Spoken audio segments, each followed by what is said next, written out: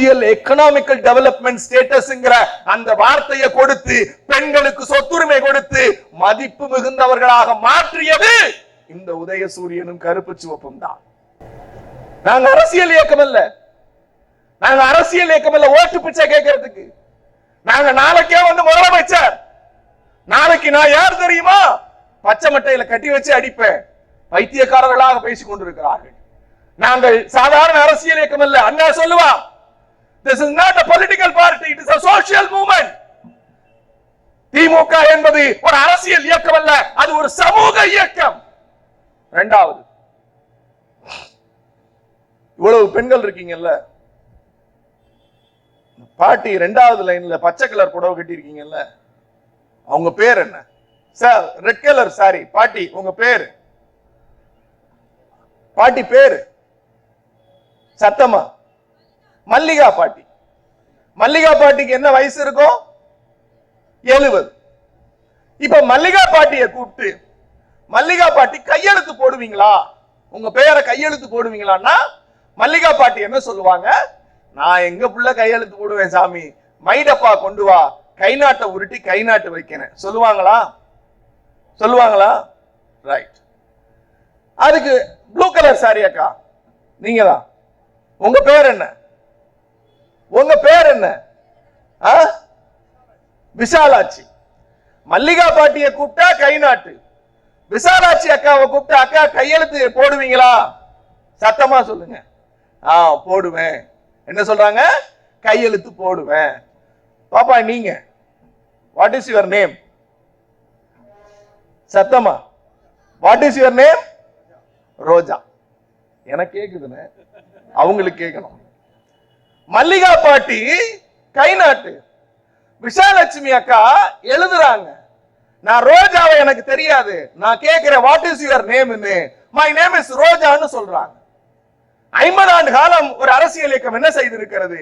உத்தரப்பிரதேசத்துக்கு போனா மல்லிகா தலைமுறையும் சாணி அல்றான், விசாலாட்சி தலைமுறையும் சாணி அல்றான், ரோஜா தலைமுறையும் சாணி அல்றான். ஆனா அங்கிருந்து மாறுபட்டு தமிழ்நாட்டிற்கு வந்தால் கை நாட்டில் தொடங்கி மை நேம் இஸ் ரோஜான்னு சொல்லக்கூடிய ஆற்றலை, பெண்களுக்கான கல்வியை கொடுத்தது இந்த கருப்பு சிவப்பு உதயசூரியனும் தான். நீங்க கேட்கலாம், it's a public meeting, you can ask me a question. எப்படி சார் நீங்க மட்டும் கிரெடிபிலிட்டி எடுத்துக்கிறீங்கன்னு? நீங்க விழா கொண்டாடுறோமே, என் கடவுள் முத்தமிழருங்க டாக்டர் கலைஞர், அவர் தான் என்னை வளர்த்தார். அவர்லாம் இல்லைன்னா நான் எல்லாம் தெருவில் பிச்சை எடுத்துட்டு இருந்திருக்கணும். அவர் தான் என்னை வளர்த்தார். எங்கேயும் பெருமையா சொல்லுவேன். இன்னைக்கு தாம்பரத்துல இந்த தெருவில் பேசுறல்ல, பிரசன்னாவை அமெரிக்காவுக்கு அனுப்பி வச்சார் 2016. போய் ஒயிட் ஹவுஸ்ல போய் பேசிட்டு வாடா, கேபிட்டோல போய் பேசிட்டு வாடான்னு என்னை அனுப்பி வச்சார். நான் ஏன் சொல்லுகிறேன் தெரியுமா? கல்வின்னு ஒண்ணு நாம பிள்ளைங்க வந்து முதல் தலைமுறை படிக்கல, 2வது தலைமுறை சுமார், 3வது தலைமுறையில நம்ம வீட்டுல இருக்கிற எல்லா பிள்ளையும் ஒரு டிகிரிக்கு வந்துருச்சு இல்ல. ஈசிஆர் ரோட்ல போய், ஓஎம்ஆர் ரோட்ல போய் நம்ம வீட்டு பிள்ளைங்க ஐடில வேலை பார்க்குது இல்ல, எதிர்த்தாப்புல இருக்க காலேஜ்ல நம்ம பிள்ளைங்க படிக்குது இல்ல. இது எப்படி சார்? எப்படி? அம்பேத்கருக்கே திரும்ப வரேன். புரட்சியாளர் அம்பேத்கர் ஃபண்டமெண்டல் ரைட்ஸ்ல education is a fundamental right ன்னு எழுதுறார். கல்வி அடிப்படை உரிமை sir. Education is a fundamental right, but அதை எப்படி இம்ப்ளிமெண்ட் பண்றது? how you will implement? ஒரு உரிமையை யாரு தடுக்க முடியாது. ஆனா அந்த உரிமை எப்ப வரும்னா, எனக்கு அந்த உரிமை இருக்குன்னு தெரியணும். எனக்கு அந்த உரிமை இருக்குன்னு தெரிஞ்சா தானே நான் கிடைக்க முடியும்.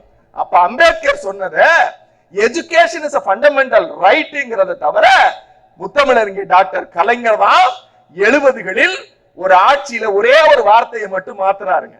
ஒரு வார்த்தையை மாத்துறாரு. அவர் எவ்வளவு பெரிய மதிநுட்பவாதி, இந்த இயக்கம் எவ்வளவு பெரிய மதிநுட்ப வேலையை செய்திருக்கிறது. நான் உங்ககிட்ட ஒரு கேள்வி கேட்கிறேன், உங்க பிள்ளை 1வது போச்சுன்னா எத்தனாவது வரைக்கும் ஆல் பாஸ்?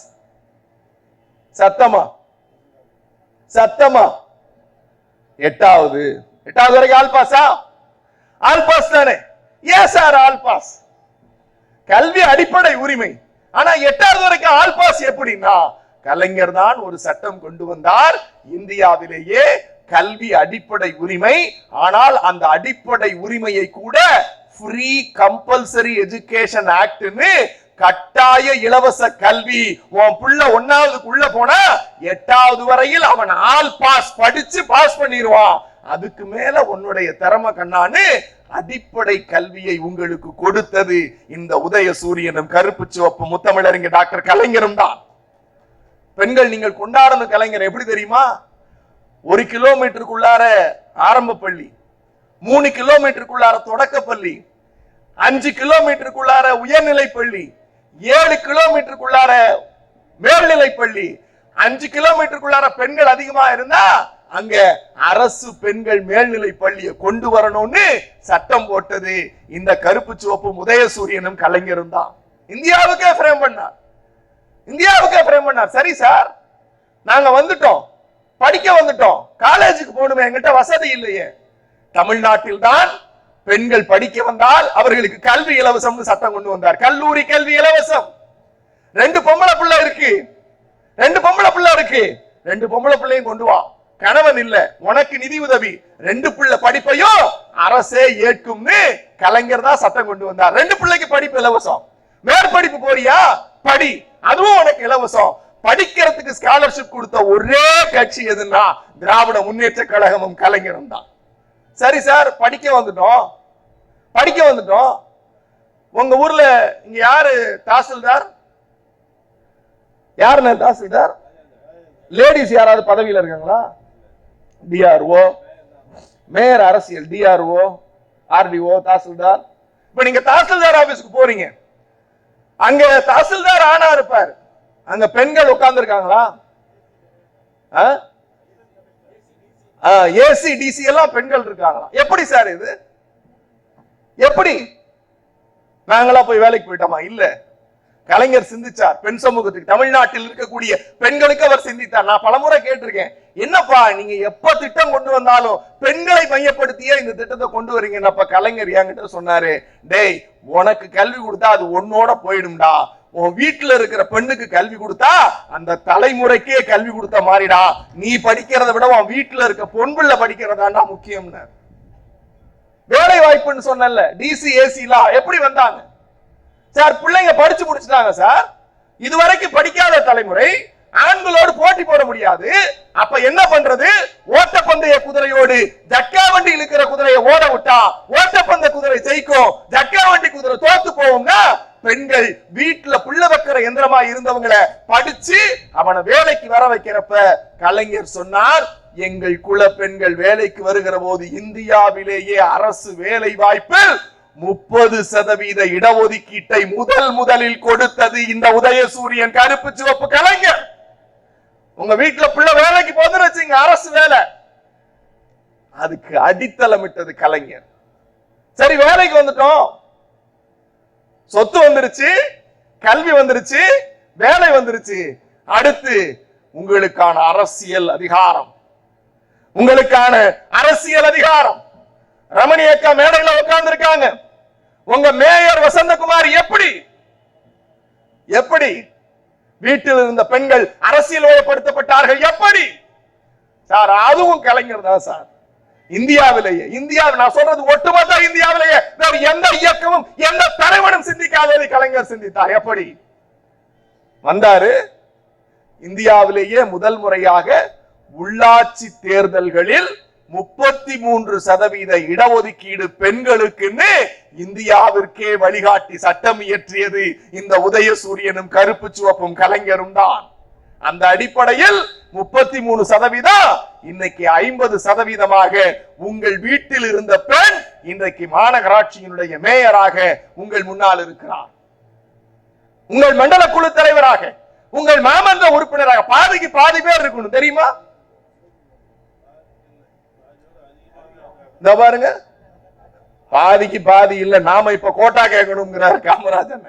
ஏன்னா பாதிக்கு மேல் சார் அரசியலினுடைய தொடக்கம் வேண்டுமானால் இருக்கலாம், அங்கே வந்ததற்கு பிறகு பெண்கள் செய்கிற பணி இருக்குல்ல சார், அது வேற மாதிரி இருக்கும். அது எப்படி நடைமுறைப்படுத்தப்பட்டது? இது எல்லாம் செய்தது கலைஞர்.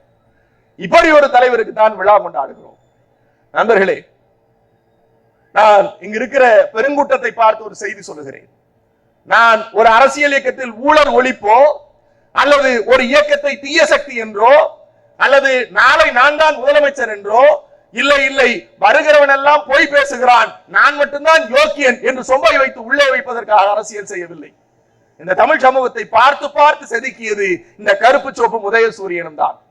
இந்த கருப்பு சோப்பும் உதயசூரியனும் இல்லை என்றால் நம்முடைய நிலை என்ன என்று ஒரு நிமிடம் சிந்தித்து பார்த்தால், இன்றைக்கு அமித்ஷா பேசி இருக்கிறார், ஆங்கிலம் பேசுகிறவர்கள் வெட்கப்பட வேண்டிய நாள் வெகு விரைவில் வரும். அமித்ஷா இப்போது பேசி இருக்கிறார் காலை, ஆங்கிலம் பேசுகிறவர்கள் வெட்கப்பட வேண்டிய நாள் வரும். இந்தி தான் இந்த நாட்டின் தேசிய மொழியாகப்படும்.